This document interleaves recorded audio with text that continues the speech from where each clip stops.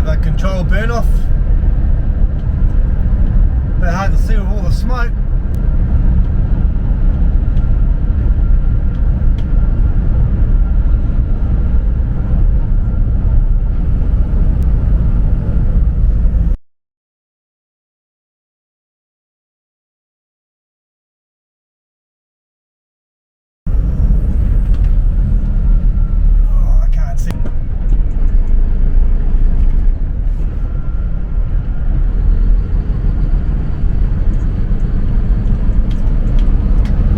There, mate, just watch out.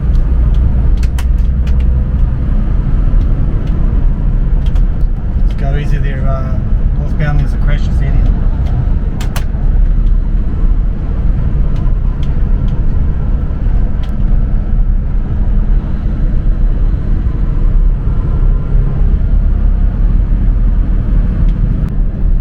There's another reason why you should have a two-way, especially in the heavy vehicles.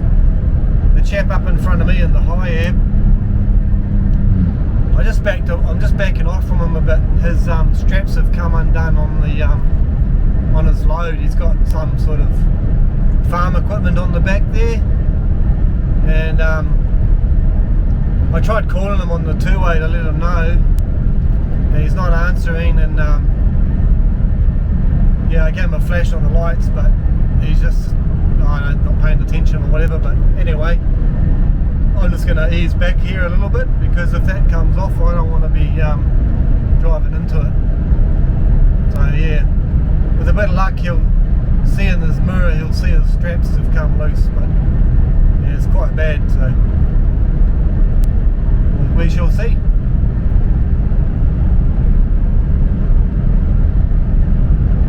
And there you go, he finally noticed it.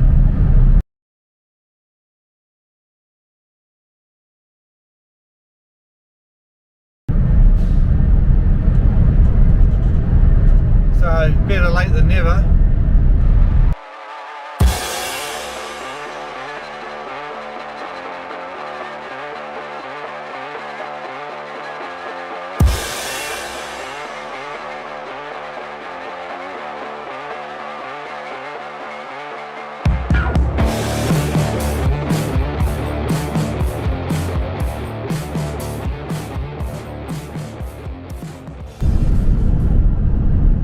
I'm glad I'm not travelling south today.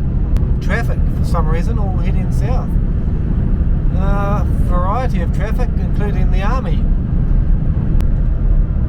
So I had a question put to me regarding my last video that I uploaded about overtaking, and the question was essentially, it was if you're stuck behind a couple of caravans and a couple of cars, and there could be a couple of trucks amongst that as well, and the guy in front, being the caravan, won't move over and let you pass. Now here's a good example coming up. There's a good bunch of vehicles.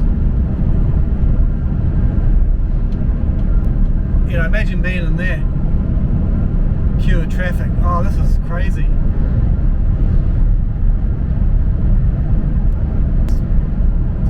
The guy in front, if he's not prepared to move over or back it off for you so you can get past, the next vehicle in the group, they need to take the initiative and get around that slow vehicle.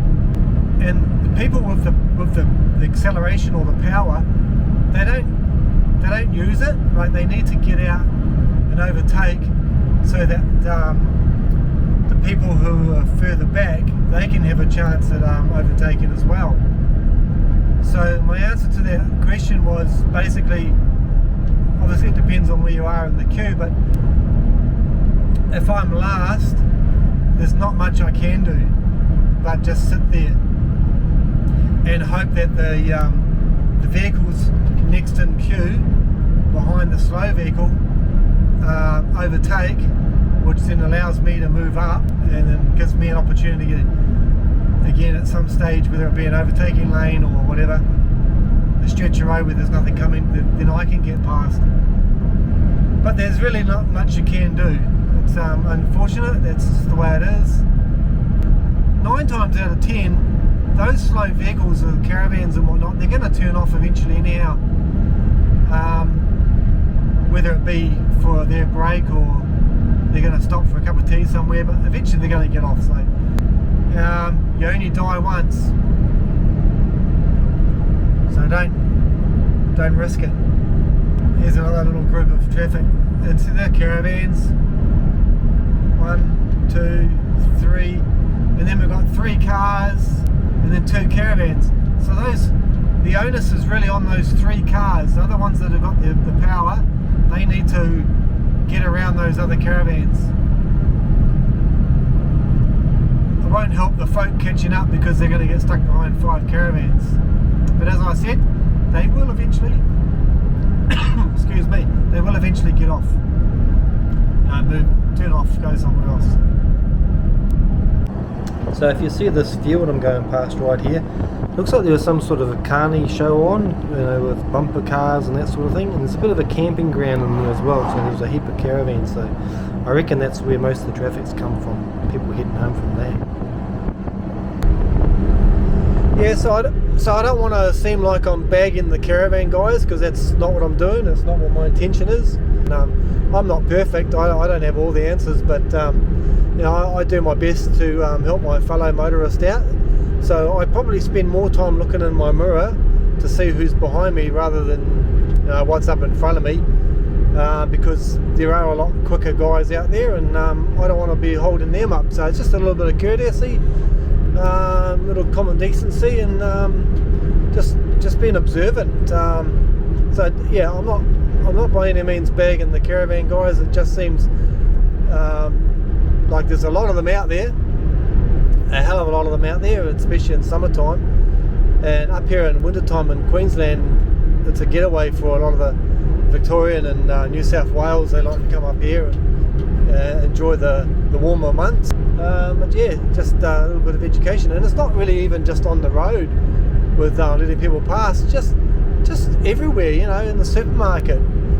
Someone's got a small little hand load, I'll let them go in front of me, or walking into a shop, hold the door open for someone. And it's just so much more pleasant to just exist, I guess. So yeah, be hi-fi.